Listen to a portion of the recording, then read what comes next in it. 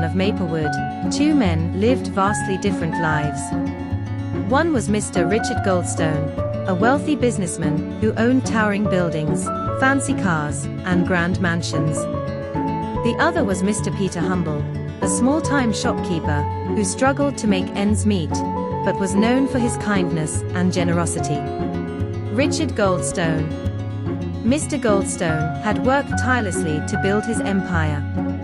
He owned Maplewood's largest supermarket chain and several other businesses.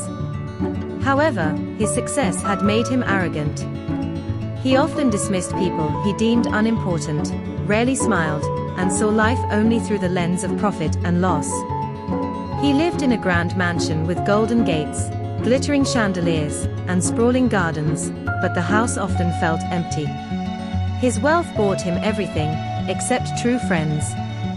Employees feared him, and the townsfolk spoke of his arrogance in hushed tones. Peter Humble. Mr. Humble owned a tiny grocery shop on the corner of Maplewood's busiest street. Though his shop barely earned enough to cover his family's needs, his heart was always open. Whenever a customer was short on money, Peter would say, "Pay me later when you can." Peter lived in a modest cottage with his wife and two children. The walls were adorned with family photos and handmade crafts, and laughter filled the air. He believed that happiness wasn't about riches, but about the love and joy shared with others. The stormy night. One fateful evening, Maplewood was hit by a fierce storm.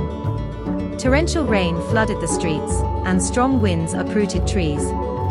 The town's main bridge collapsed, cutting off access to essential supplies. Both Mr. Goldstone and Mr. Humble faced challenges that would change their lives forever. In Mr. Goldstone's mansion, the storm caused a power outage. The generators failed, and his luxury became a dark, cold space. He sat alone, realizing that all his wealth couldn't solve the immediate crisis.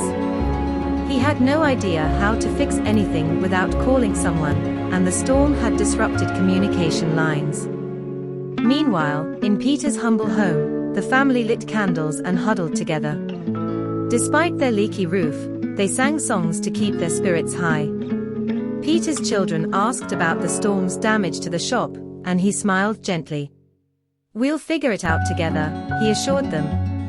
The meeting of opposites.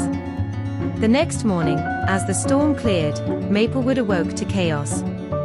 The town's supply chains were cut off, and the wealthy and poor alike faced food shortages. Mr. Goldstone's supermarkets were empty because deliveries couldn't come through. In desperation, he drove to Peter's small shop, hoping to buy some essentials. When Mr. Goldstone entered, the sight of Peter's warm smile surprised him. "Good morning, Mr. Goldstone. How can I help you?" Peter greeted cheerfully. "I need some food and water," Mr. Goldstone said curtly, feeling embarrassed to ask for help from someone so much poorer than himself. Peter looked at his shelves, which were half empty. "I don't have much left, but I'll share what I can," he said.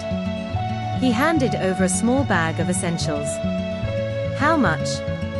Mr. Goldstone asked, pulling out a wad of cash. Peter shook his head.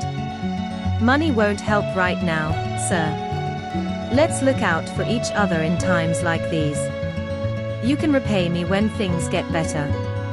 Mr. Goldstone was stunned. He had always believed that money ruled everything. Yet here was a man who gave without expecting immediate payment. A lesson in community. Days turned into weeks, and Maplewood's recovery was slow. During this time, Mr. Goldstone began visiting Peter's shop daily. He noticed how Peter treated everyone with kindness, whether they were rich or poor. Peter's shop became a hub where people exchanged goods, shared stories, and supported one another. One day, Mr. Goldstone asked, "Peter, why do you help so many people without worrying about yourself?" Peter smiled. "Because, Mr. Goldstone, life is about more than profits. When we help each other, we create something money can't buy, a sense of belonging and trust."